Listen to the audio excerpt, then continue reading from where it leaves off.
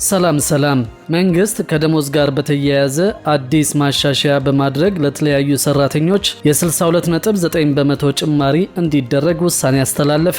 በዚህ አዲስ የደሞዝ ጭማሪ መረጃ መሰረት የእርከን ጭማሪ በየዓመቱ ተግባራዊ እንደሚደረግና አዲስ የሥራ ቅጥር ሲፈጸም አዲሱ የደሞዝ እርከን ተፈጻሚ እንደሚሆን ተገልጿል። ዝቅተኛ የመነሻ ደሞዝ ወለልን ለመወሰን የሚደረገው እንቅስቃሴም በጥሩ መስመር ላይ እንደሚገኝ ነው ያገኘነው መረጃ የሚያመለክተው። ከአዲሱ የደሞዝ ጭማሪ ጋር የተያያዙ ዝርዝር መረጃዎችን አንድ በአንድ ወደ እናንተ እናደርሳለን። እስከ መጨረሻው አብራችሁን ቆዩ። በልማት አጋሮች ድጋፍ በፌዴራልና በክልል የመንግስት መስሪያ ቤቶች ለሚተገበሩ ፕሮጀክቶች ለሚቀጠሩ ጊዜያዊ ሰራተኞች የሚከፈለው ከፍተኛ የደሞዝ መጠን በ62.9 በመቶ መጨመሩ ታወቀ።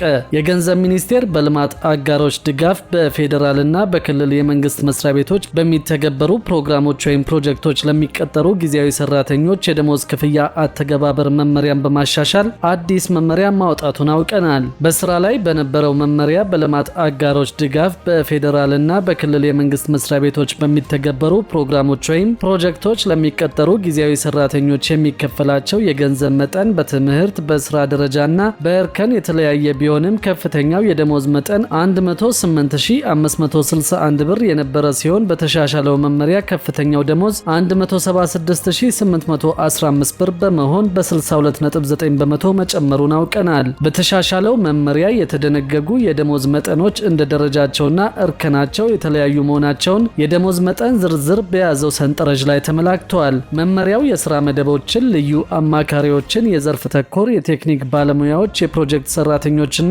የድጋፍ ሰጪ ሰራተኞች በማለት በአራት ከፍሏቸዋል። ልዩ አማካሪዎችና የዘርፍ ተኮር የቴክኒክ ባለሙያዎች እጅግ አስፈላጊ ሆነው ሲገኙ ብቻ እንደሚቀጠሩ ተደንግጓል። የፕሮጀክት ሰራተኞች የፕሮጀክት አስፈጻሚ መስሪያ ቤት ፕሮጀክቶችን የመተግበር፣ የማስተዳደር፣ የመከታተልና ድጋፍ የማድረግ አቅማቸውን ለማጠናከር አስፈላጊ ሆነው ሲገኙ ብቻ እንደሚቀጠሩ መመሪያው ላይ ሰፍረዋል። የድጋፍ ሰጪ ሰራተኞች ለፕሮግራሙ ወይም ለፕሮጀክቱ መሳለጥ ቴክኒካዊና አስተዳደራዊ ድጋፍ የሚሰጡ የኮንትራት ሰራተኞችን የሚይዝ መሆኑ ተገልጿል። ለጊዜያዊ ሰራተኞች የሚከፈል ጥቅማ ጥቅም የአዳዲስ ሰራተኞችን ቅጥር በሚመለከት በፌዴራልም ሆነ በክልል የሚገኙ የፕሮጀክት ፈጻሚ መስሪያ ቤቶች በልማት አጋሮች ድጋፍ የሚተገበሩ ፕሮግራሞችን ወይም ፕሮጀክቶችን ለመተግበር በቅድሚያ በመደበኛው መዋቅር ያለውን አቅም ታሳቢ ማድረግ እንደሚኖርባቸው ተገልጿል። ሆኖም በመደበኛው መዋቅርና ሰራተኞች መተግበር የማይችሉ መሆናቸው ሲታመንበት ብቻ ለደሞዝ የሚውለው በጀት በፕሮጀክት እቅዶች ውስጥ መካተቱን በማረጋገጥ ለፕሮግራሞች ወይም ፕሮጀክቶች ትግበራ የሚያግዙ ሰራተኞችን በመመሪያው መሰረት በጊዜያዊነት መቅጠር ይችላሉ ተብሏል። የእርከን ጭማሪ በየዓመቱ ተግባራዊ እንደሚደረግ፣ ነገር ግን ጊዜያዊ ሰራተኛው የእርከን ጭማሪ ማግኘት የሚችለው ዓመታዊ የሥራ አፈጻጸሙ በቅርብ የሥራ ኃላፊው ተመዝኖ ውጤቱ 70 በመቶና ከዚያ በላይ ከሆነ ብቻ እንደሚሆን በመመሪያው ላይ ተደንግጓል። የሥራ ውል ስለሚቋረጥበት ሁኔታ በሚደነግገው የመመሪያው ክፍል እንደሰፈረው የጊዜያዊ ሰራተኛው የሥራ ውል የሚቋረጠው አሰሪው መስሪያ ቤትና ሰራተኛው የውል ጊዜ ከማለቁ በፊት ለማቋረጥ ሲስማሙ፣ የውል ዘመኑ ከመጠናቀቁ በፊት ስራው ከተጠናቀቀ፣ በፋይናንስ እጥረት ምክንያት አሰሪ መስሪያ ቤቱ ውሉን ማራዘም ካልቻለ፣ የሰው ኃይል መቀነስ አስፈላጊ ሆኖ ሲገኝና ተቀጣሪው የሚፈለግበትን ዕውቀት በስራ ያላሳየ ወይም ችሎታ የሌለው መሆኑ ሲረጋገጥ መሆኑ ተመላክቷል። የተሻሻለው መመሪያ በሁሉም የልማት አጋሮች ድጋፍ በፌዴራልና በክልል የመንግስት መስሪያ ቤቶች የሚካሄዱ ፕሮግራሞችን ወይም ፕሮጀክቶችን ለመተግበር አዲስ ጊዜያዊ የሥራ ቅጥር ሲፈጽሙ በተሻሻለው ደሞዝ መሰረት የነባር የጊዜያዊ ሰራተኞችን ውል ሲያድሱ የሚመለከታቸውን ነባር ጊዜያዊ ሰራተኞችን አዲስ በተጨመረው የመደበኛ የፕሮጀክት ሰራተኞች ምደባ ስር በተዘረዘሩት የሥራ መደቦች መሰረት ስያሜያቸውን ሲያስተካክሉና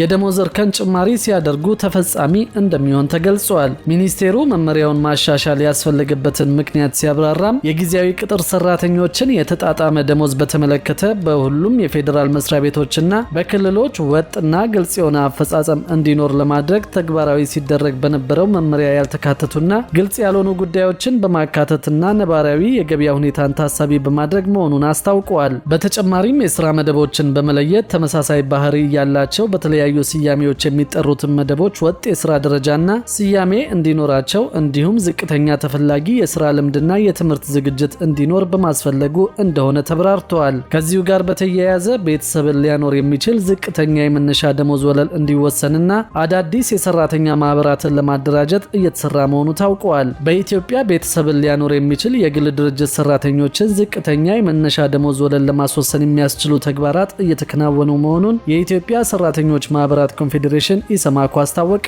ኮንፌዴሬሽኑ በሰጠው ማብራሪያ ዝቅተኛ የደሞዝ ወለል አለመኖሩ በሰራተኛው ኑሮ ላይ እያሳደረ ያለው ጫናን ለመቅረፍ ከባለድርሻ አካላት ጋር ምክክር እየተካሄደ ይገኛል። የኢትዮጵያ ሰራተኞች ማህበራት ኮንፌዴሬሽን ምክትል ፕሬዝዳንት ድሪብሳ ለገሰ እንደገለጹት በኢትዮጵያ ለበርካታ ዓመታት የግል ሰራተኞች የመነሻ ደሞዝ ወለል ሳይወሰን ቆይተዋል። በአሁኑ ጊዜ ይህንን ችግር ለመፍታትና ቤተሰብን ሊያኖር የሚችል የመነሻ ደሞዝ ወለል የሚወስን ቦርድ ለማቋቋም ከሚመለከታቸው ባለድርሻ አካላት ጋር በቅንጅት እየተሰራ መሆኑን አስረድተዋል። የቦርዱን ማቋቋሚያ ደንብ በተመለከተ ኮንፌዴሬሽኑ አስፈላጊውን ግብዓት መስጠቱን የጠቀሱት አቶ ድሪብሳ ቦርዱ በአጭር ጊዜ ውስጥ ተቋቁሞ ወደ ተግባራዊ እንቅስቃሴ እንዲገባ ጥረት እየተደረገ መሆኑን አረጋግጠዋል። በአገር አቀፍ ደረጃ ዝቅተኛ የመነሻ ደሞዝ ወለል መወሰኑ የሰራተኞችን ቅሬታ ከመፍታቱም ባለፈ ወቅታዊውን የኑሮ ውድነት ለመቋቋም ትልቅ እገዛ እንደሚኖረው ምክትል ፕሬዝደንቱ ገልጸዋል። ኢሰማኮ በሀገሪቱ ያለውን የሰራተኞች ማህበራት ምጣኔ ለማሳደግ ታስበው በተያዘው እቅድ መሰረት 3000 የሚደርሱ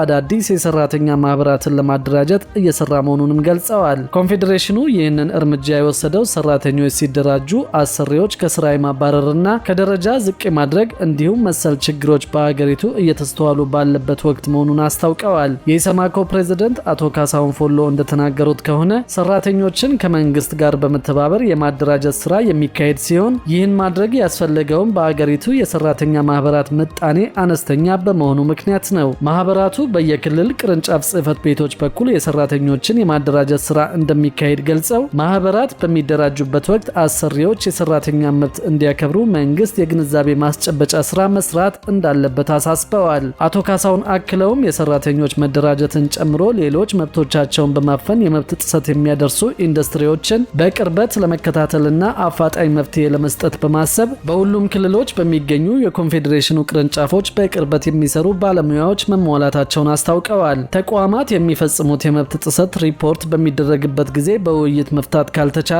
ኮንፌዴሬሽኑ ወደ መደበኛ ፍርድ ቤት እንደሚያቀርበውም ተናግረዋል። ኢሰመኮ በመላው ኢትዮጵያ የሚገኙ ሰራተኞች ጋር ደርሶ እያንዳንዱን ድርጅት መጠየቅ አይችልም ያሉት ፕሬዝደንቱ ኮንፌዴሬሽኑ ተደጋጋሚ ቅሬታ የሚቀርብባቸውን ተቋማት በመለየት የቅርብ ክትትል እንደሚያደርግ ጠቁመዋል። የኮንፌዴሬሽኑ ቅርንጫፎች በሁሉም የኢትዮጵያ ክልሎች የሚገኙ ሲሆን እንደ ኮምቦልቻ፣ ባህር ዳር፣ ጎንደር፣ አዳማ፣ ጅማና ሻሸመኔ ባሉ ትልልቅ ኢንዱስትሪ መገኛ ከተሞች የበለጠ ትኩረት እንደሚደረግም አቶ ካሳሁን ገልጸዋል። በተጨማሪም ዝቅተኛ የደሞዝ ወለል የመወሰን ስራ አሁን ላይ ለሲቪል ሰርቪስ ሰራተኞች ዝቅተኛ የደሞዝ ወለል መወሰኑን በማንሳት ማህበሩ ዝቅተኛ የደሞዝ ወለል በፍጥነት ለግል ሰራተኞች ተግባራዊ እንዲደረግ እንደሚጥርም ተናግረዋል።